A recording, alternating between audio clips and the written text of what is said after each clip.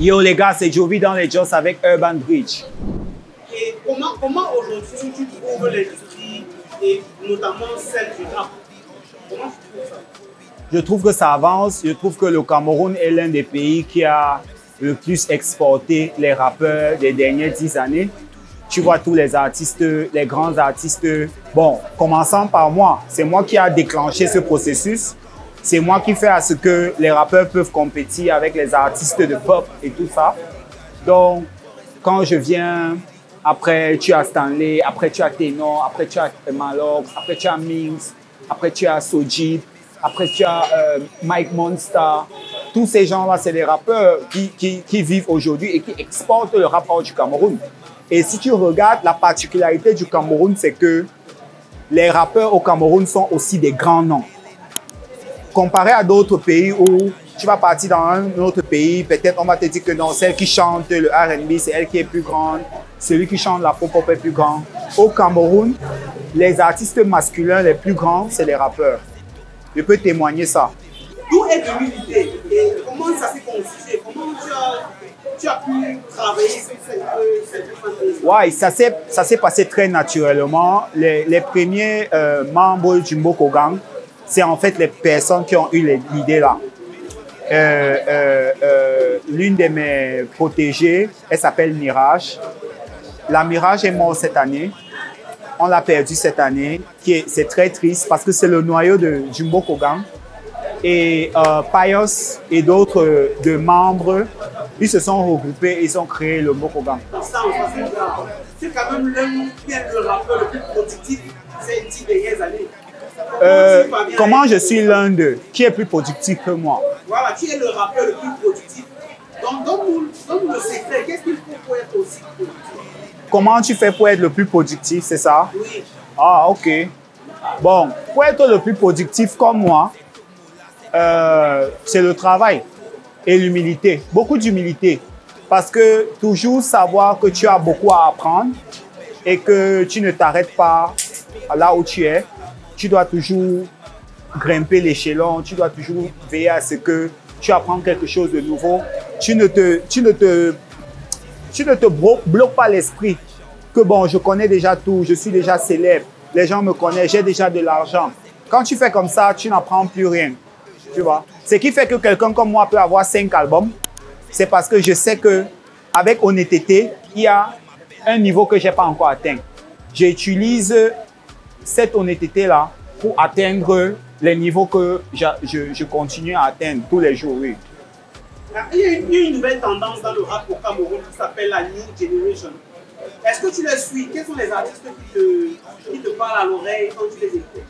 En réalité. Je ne sais pas. La New Generation, c'est encore les qui? Les Dachor, les Chapat, les Stifler 90 et tout ça là. Je ne sais pas si tu as entendu parler. Dachor, je kiffe Dachor. Dachor et moi, on a causé plusieurs fois. Je kiffe aussi Stifler. C'est Phil Bill qui m'a parlé de Stifler. Et il y a Sojib, que je trouve que Sojib est très prometteur. Il y a aussi ENJR. Oui. Lui aussi, il a un peu souvent les punchlines. Et il y a aussi Baka Poro. Il y a aussi Dislick. Il y a Freeboy Lama, que j'aime beaucoup. J'aime aussi beaucoup Freeboy Lama. Et il y a aussi, qui d'autre? Non, Mike Monster. Moi, je pense que Mike Monster n'est pas là-bas. Hein. Car Mike Monster, il est à go. Là, il est à go. Qu'est-ce qui explique peut-être le manque de collaboration avec les artistes qui ne sont pas peut-être de ton cercle et de ton label? Moi, je pense que dans ma discographie, c'est parce que vous avez l'habitude d'apprécier les artistes basés sur les singles. Oh, il a sorti le single avec celui-ci, il a sorti le single avec celui-ci. Bon, j'ai plus de combien d'albums? Dans mes albums, il y a toujours des artistes que vous ne connaissez pas. Quand je sors HIV, c'est là-bas où on découvre Magasco. Tu vois?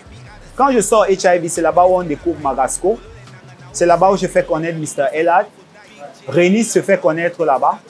DC et Chachan, Abigail, tous les artistes là se font connaître quand je fais HIV.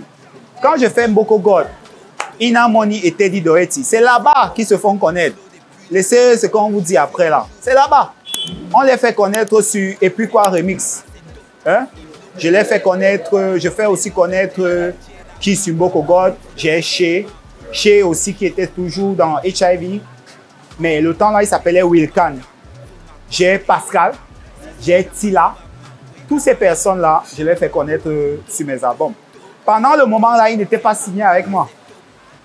Je signe avec eux après. Donc, quand tu viens sur 16 Wives et tu commences à aller sur God Don't Come, là-bas, j'essaie de voir comment moi je peux expérimenter mon côté artistique. Je peux voir mes limites.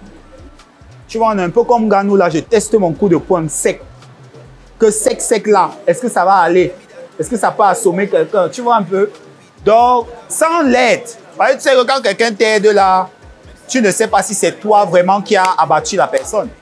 Donc, c'est comme ça là que je commence à travailler les albums qui viennent après. Et là, je suis revenu avec 2035. Dans 2035, il y a Tao, qui est une artiste que le grand public ne connaît pas encore. Et elle vient du Nord.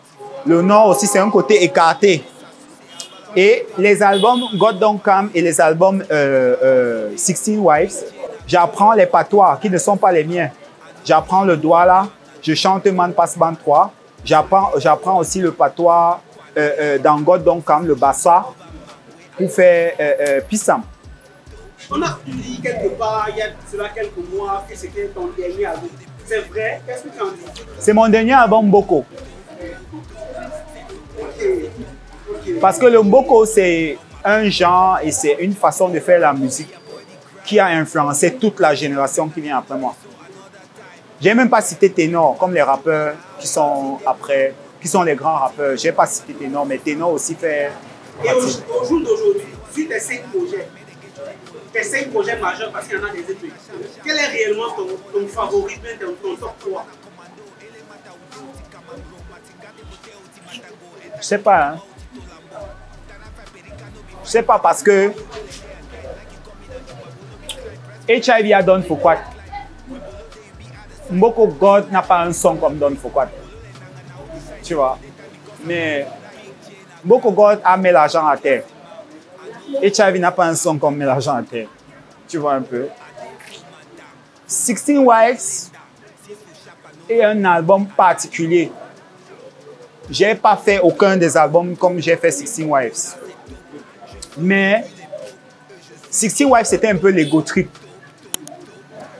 Mais God Don't Come, par contre, elle, c'est un peu un album où je simplifie les choses. Je fais tout là-bas seul, je m'exprime. Et tout ce que je fais dans God Don't Come, je peux dire, c'est les approches différentes. Je ne peux pas choisir. C'est les approches différentes, je ne peux pas choisir. Mais je pense que tous mes albums ont une particularité. Parce que 2035 est plus cinématique que tous mes autres projets. C'est fait comme un film, c'est conçu comme un film. Et les autres projets, un projet comme God Don't Come, bon, mes productions sont toujours cinématiques. Toujours. Mais quand je colle les morceaux sur 2035, il y a les transitions qui sont plus fluides. Donc, ce n'est pas de chanson en chanson. C'est-à-dire, tu peux quitter d'une chanson et puis tu entres à travers un certain univers, un certain espace avant de transitionner dans l'autre chanson, qui fait que c'est fluide, tu vois. Donc, je pense que tous les albums ont une touche particulière.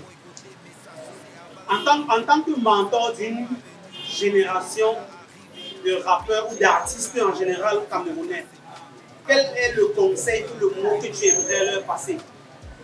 À part ce que j'ai dit avant? Oui. À part ce que j'ai dit avant, je pense que il faudrait que les gens ne se découragent pas. Je trouve que c'est facile de voir quelque chose qui marche et critiquer quelqu'un qui ne marche pas. Quand la personne est encore en train de vouloir construire. C'est facile de dire qu'une maison ne serait pas bonne quand tu regardes la fondation. Tu vois? Donc, moi, je pense que avec toutes les informations qui circulent maintenant, que tu te lèves le matin, tu voulais faire le mbolé, mais ce n'est plus le mbolé qui marche, le makossa. Donc, tu laisses le mbolé que tu avais commencé hier, tu pars au makossa. C'est comme ça le monde maintenant. Donc, un artiste peut s'élever et il a tout genre d'influence qui le frappe à la fois. Et ça l'embrouille. Moi, ce que je conseille aux artistes, c'est que quand tu as une idée, enferme-toi avec ton idée, exécute-la. Vois quand même comment ton idée sort. Quand tu as vu ton idée comme ça sortir, c'est là que tu peux dire que bon, j'ai essayé ça, ça n'a pas donné.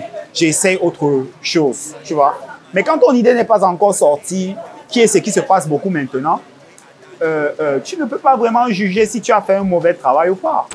C'est top, là, c'est top. Je flow depuis l'époque et je suis toujours...